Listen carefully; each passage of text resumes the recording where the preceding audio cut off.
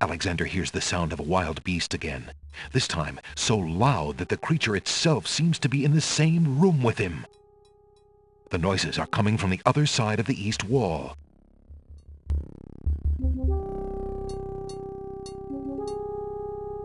Alexander puts the hole in the wall on the east wall.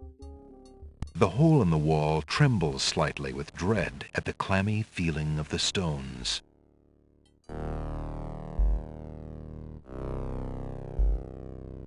Alexander peers through the hole in the wall and sees just another room in the catacombs. Aha! Not just another room at all. So that's why Alexander couldn't find the Minotaur's lair. At least Alexander now knows the lair exists, somewhere in the maze on the other side of this wall. While Alexander contemplates what he's just seen, the hole in the wall, frightened by the Minotaur, makes a run for it. Alexander hopes the little creature finds its way home to the Isle of Wonder.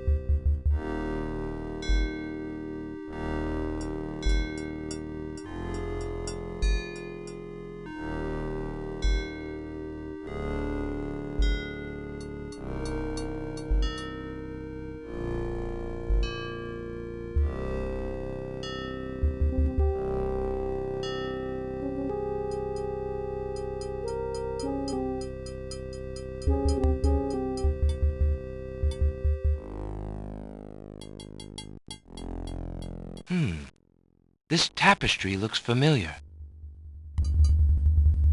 Now let's see. I don't feel anything. Aha! A hidden latch. Alexander triggers the little latch. A secret door rolls open. The secret door to the Minotaur's lair is open.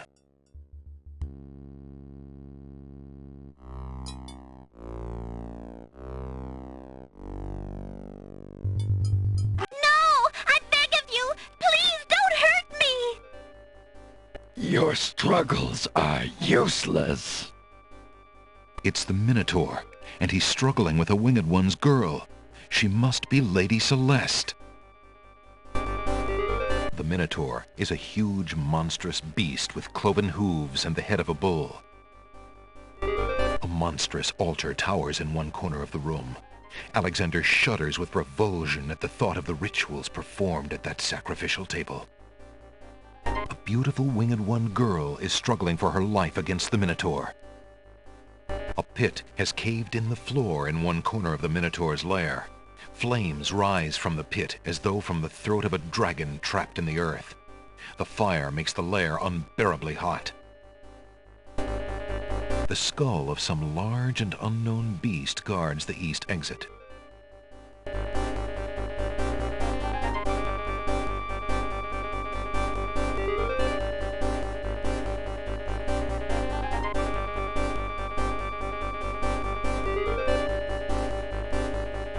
Alexander steps further into the room.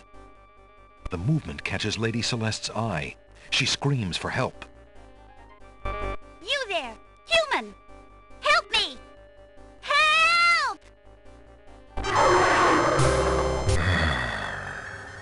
Who dares enter my lair? I ask you to release your captive or suffer the consequences.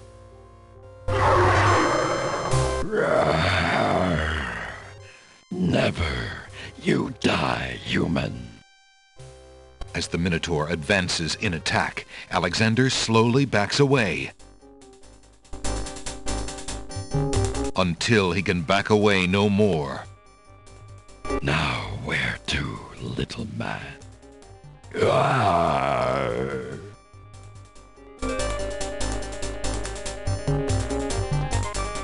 Ouch! That fire looks a trifle hot to warm one's hands over. I'll take care of the Minotaur, milady. Have no fear. Now you die! Aye!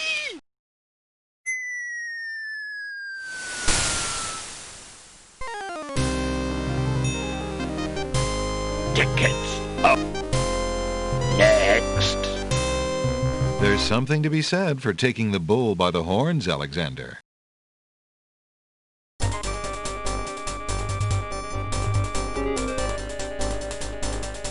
Alexander, his back inches from the fiery pit, tempts the Minotaur with the Red Queen's scarf. Look here, you bully! Nice, bright red. Red. Now you die!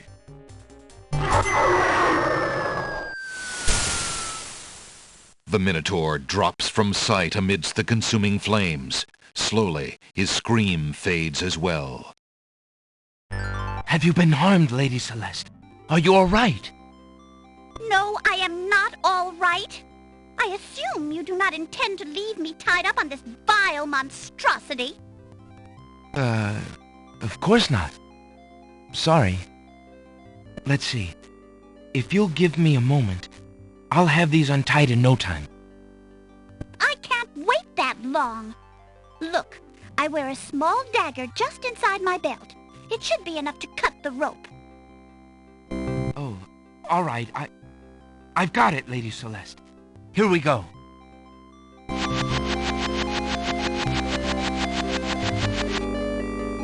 Thank you. You may keep the dagger as a gift for saving my life. That's very generous. Forget it. Do you mind if we just get out of here now?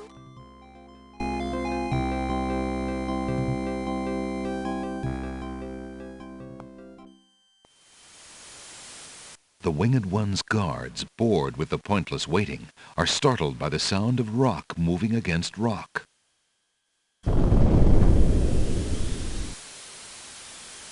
Lady Celeste, bide thee well. I'm quite well, thanks to the bravery of a mere human. So much for your superior intellects.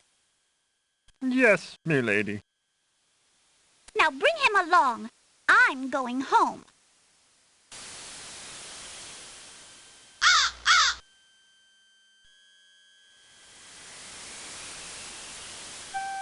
I see you have proven yourself the hero of the prophecy.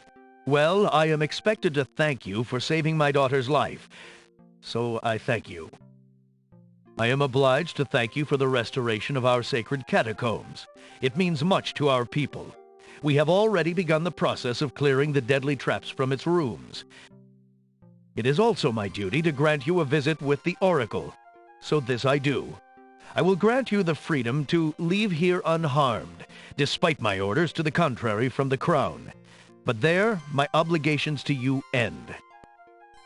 I have no love for Alhazred, but he is my liege, and if Princess Cassima trusts him and wishes to wed him, my guards will take you to the Oracle now. When your time with her is through, I want you to leave the City of the Winged Ones and never return. I don't know who you are or what you want here, but I will not disobey my crown further. I thank you, Lord Azure. I will respect your wishes.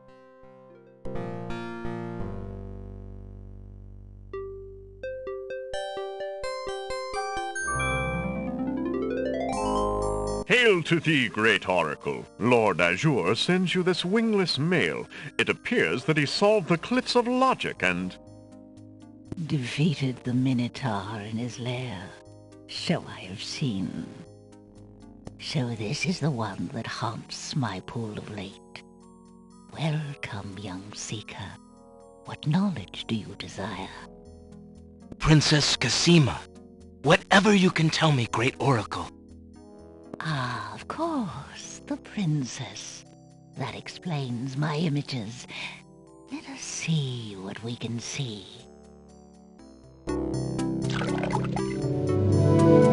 I see a maiden, lovely and pure. but surrounded by evil. She is a rose set amidst bitter thorns. It is her fate to be the pawn of dark powers, and yours to try to redeem her. How? How do I redeem her? Fate is not like the cut of a blade, young one, but rather like the myriad of paths formed when a hammer cracks ice.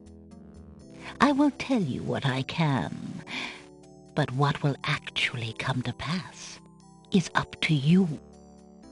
I see that any attempt to reach the girl will force you into battle, a struggle against a dark force.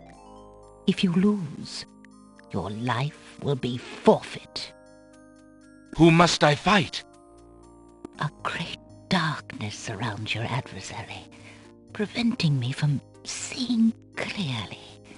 I can only make out the shape of a black cloak. But before this final struggle, I see an infiltration, a dangerous game of hide-and-seek in corridors filled with enemies. The risks are high, but it is the only way to reach the one you seek. There is more than one way into this place. Your choice will dictate much. What else do you see, mighty Oracle?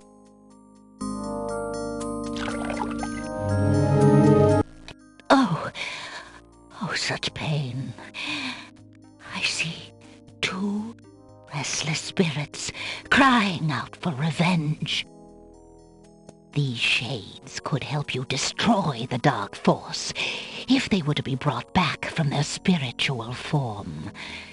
Yet this is only one possible path to your destiny.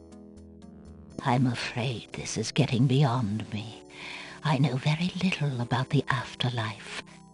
I can only advise getting counsel from the druids. Be warned. The druids are reclusive and dangerous. They might aid you, or they might destroy you. Like their island, the druid's nature is hidden in the mists. There is nothing more I can do for you, except to give you this.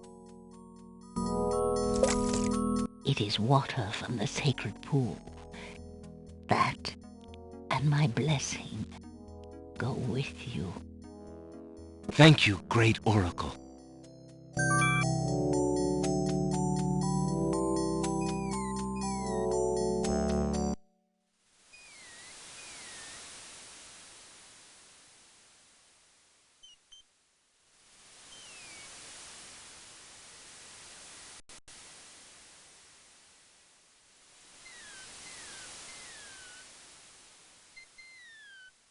The magic map is made of thin leather and has lifelike drawings of the islands on its uneven surface.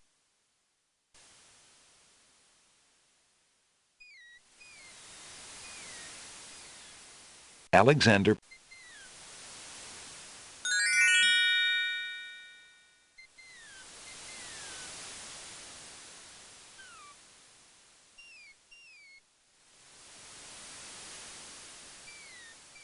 Alexander feels a strange pulling sensation.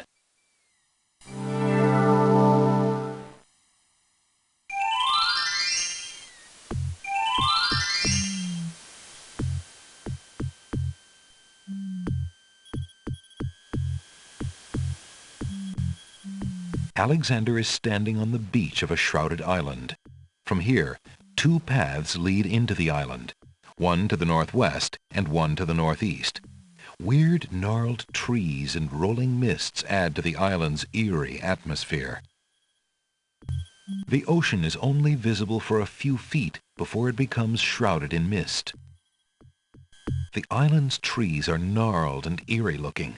Grayish moss growing fervently in the damp, sun-blocking mist coats the trees' knobby branches. Mysterious-looking volcanic rocks dot this island.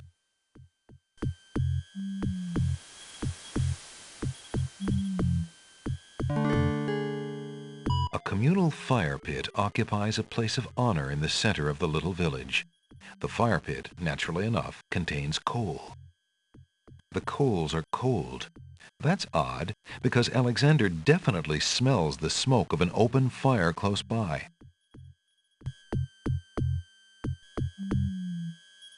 Alexander reaches into the fire pit and takes a lump of coal. From the east, a grove of giant trees has been hollowed out to make houses. The trees look cozy and dry, if a bit primitive for Alexander's tastes. Steps lead up to the treehouse's entrance. The steps are sheltered by a worn animal hide. As Alexander peers into the dark entryway, he can make out a well-bolted wooden door. A wooden-handled scythe hangs against a bearskin on one of the treehouses.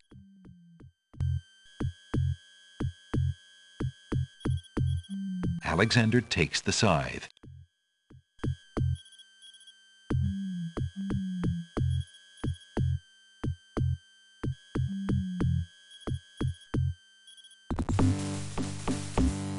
Alexander is frozen at the spectacle before him.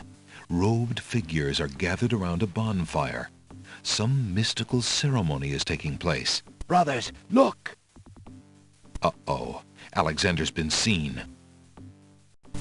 This must be the foreigner we were warned about. How appropriate that he should come during our rain festival. Place him in the sacrificial cage. Wait! I must rescue the princess! There's an ancient druid saying, a man who would save others must first save himself. Alexander is pushed into the confining wicker cage.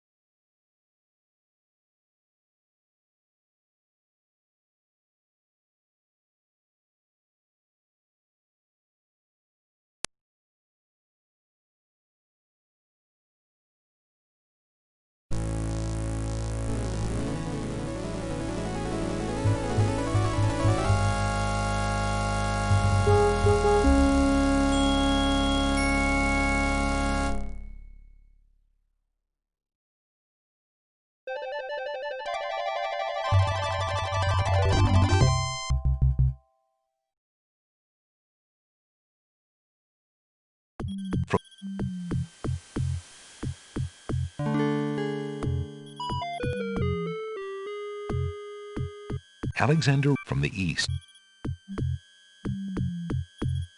Alexander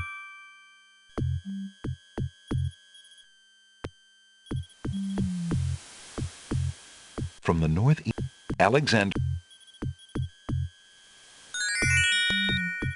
Alexander feels a strange pulling sensation.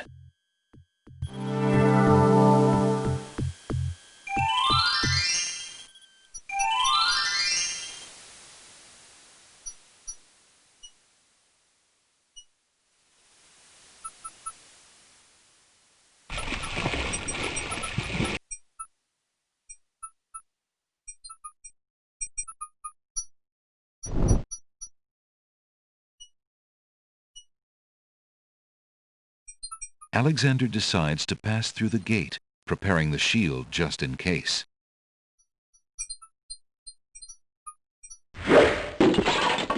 The magic arrow completely shatters the shield. Good thing the arrow didn't hit Alexander. Alexander walks forward to step onto the gazebo. But the rose hedges on either side of the path, sensing an intruder's presence, reach out their vines and blend together. The path is blocked. Alexander takes a magnificent white rose from the rose hedges.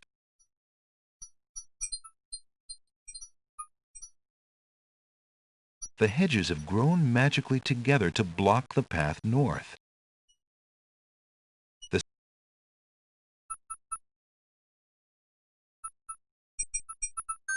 Alexander wields the scythe, determined to get past the magical rose hedges.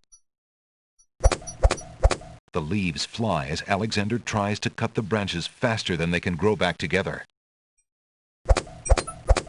He sees light. He's through.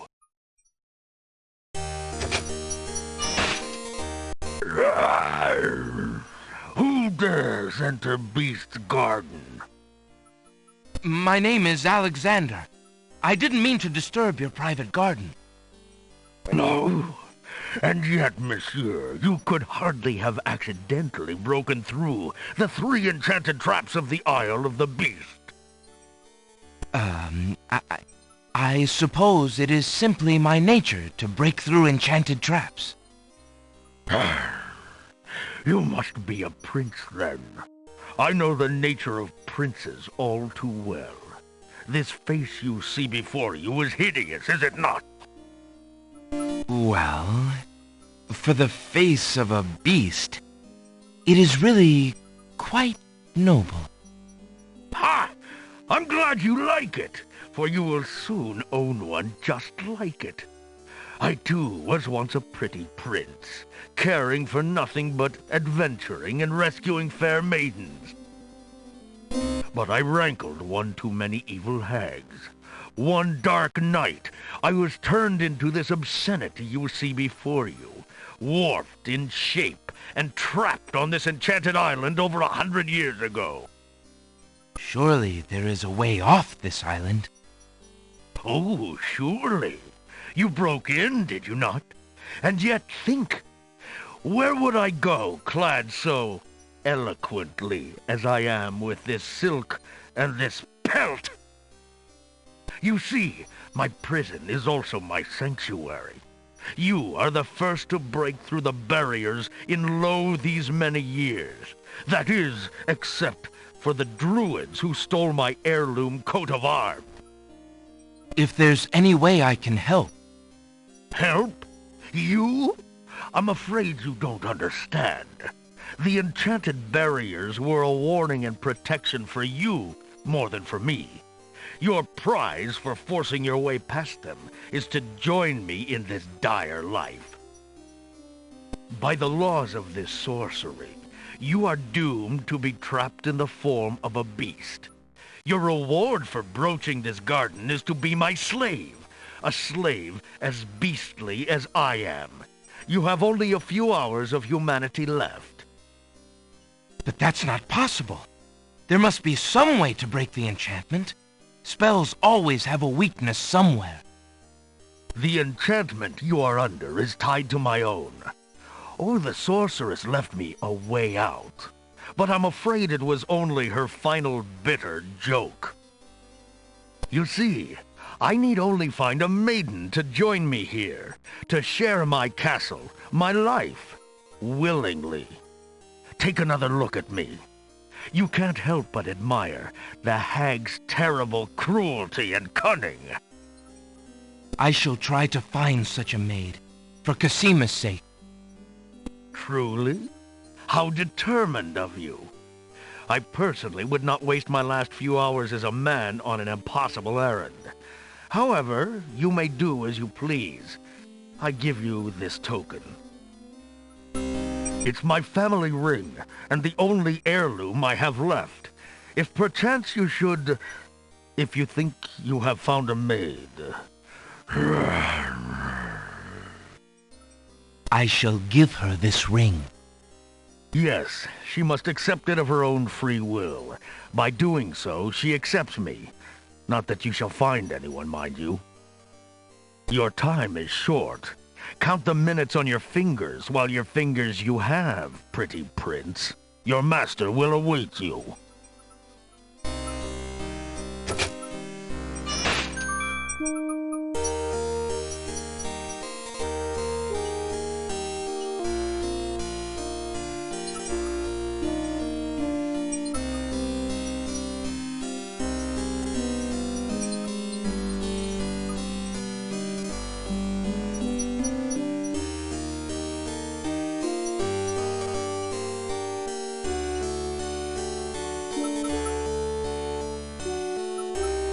An iron gate leads to a maze of hedges.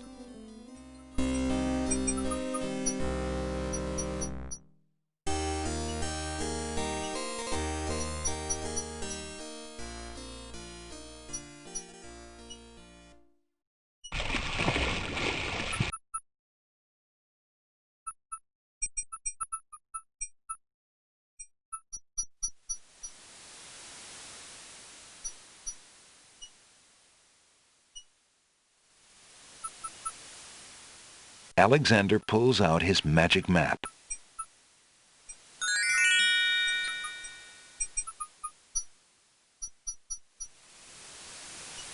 Alexander feels a strange pulling sensation.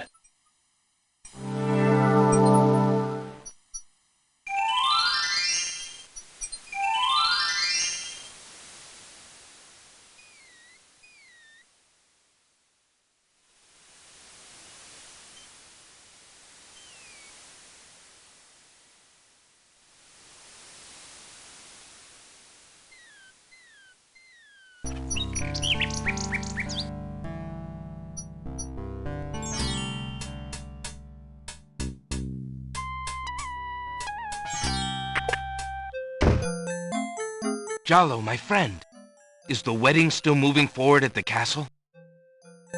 Prince Alex, egads, yes, that confounded wedding has the whole castle a-bustle.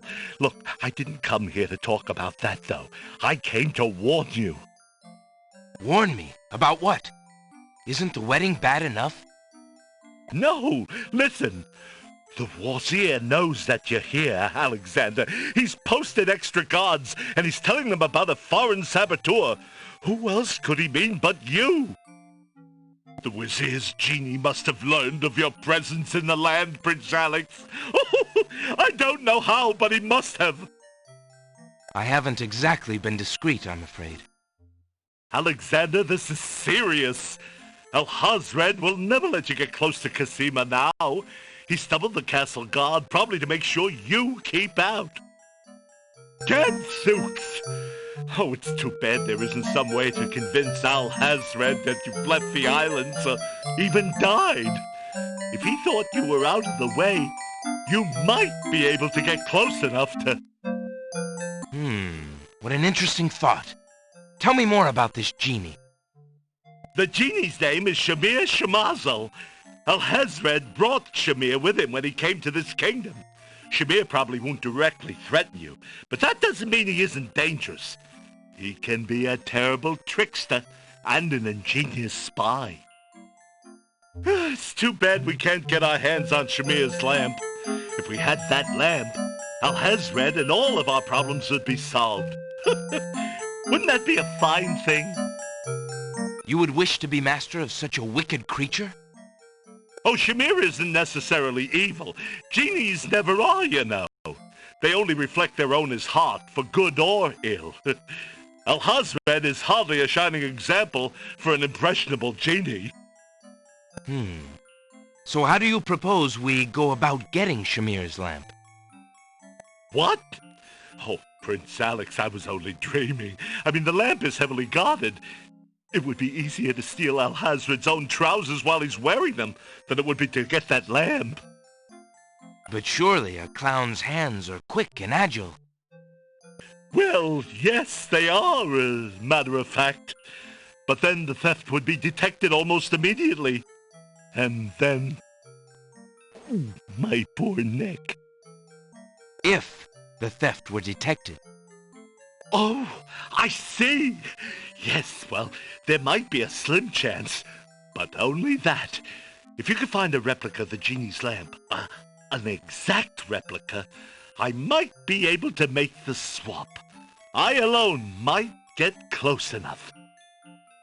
But I couldn't tell you what to look for. I caught a glimpse of it only once. I would know it if I saw it again, but to say I cannot. Well, I'll just have to see what I can do. Good luck to you then, Prince Alex. I really must be going back to the castle. I don't think I'll be able to come back here. If we were spied on, well, it's too high a risk. I hope you understand. If I see Cassima, I'll tell her I saw you. If you do ever make it to the castle, look me up. And do be careful, friend. I will. Goodbye, Jalo. Thanks for all your help.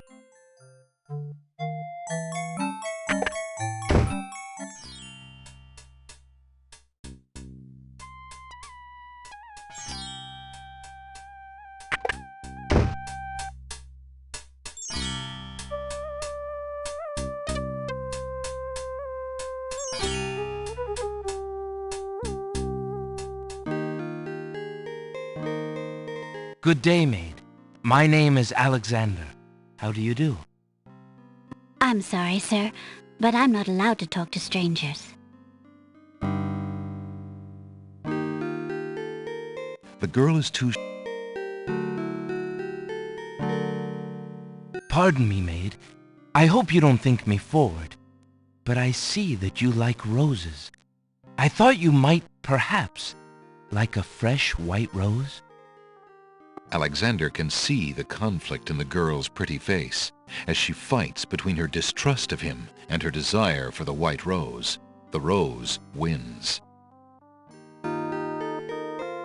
Oh, I shouldn't, sir, but it is so lovely. I've never seen a rose of white. It looks so pale and delicate. Wherever did you find one of such a color?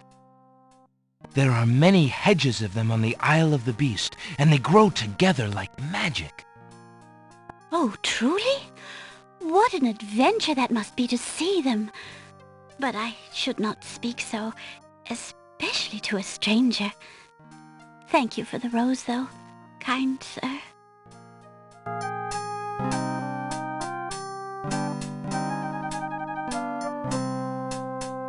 Do you live in this house, maid? Well, my stepmother and her children live here. I live out back in the stables.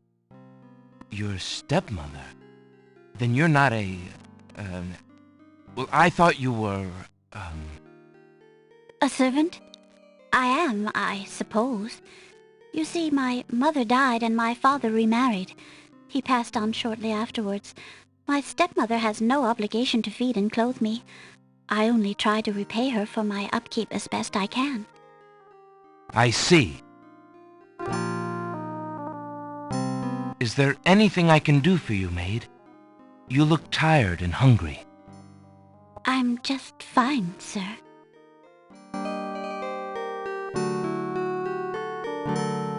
Beast's ring is made...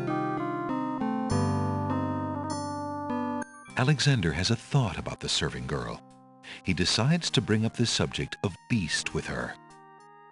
Let me tell you about the place where the white roses grow.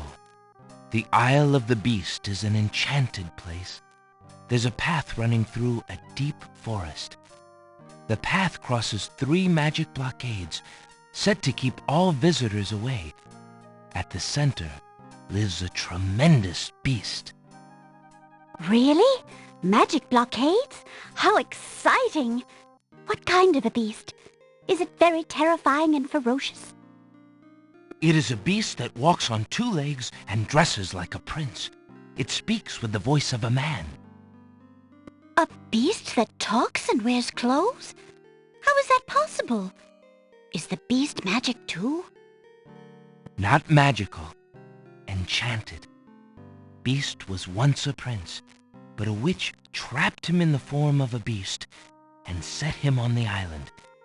There he lives in a castle in the midst of a maze. How terrible! Imagine how lonely he must be. It is a very lonely prospect, isn't it? Oh, I have met him, you see. He is indeed ferocious, but who would not be? He really exists? Oh, how it breaks my heart. If I could, I would tend to such a beast. Such a beast might find comfort in a kind face. Do you not think it so? Oh, I think it so. I very much think it so. You would not be afraid of him? Afraid? Maybe at first. But how silly of me to speak so. The roses in this little yard are the only magic I will ever see. I could take you there. In fact, I would owe you my life if you would go, if you truly wish to go. You are serious? I could leave here? Oh, I have always dreamt of leaving, but to actually go. This is the only home I have ever known. Home is a hard place to leave, even if you're unhappy there. But I will go. If I can help him, I must go.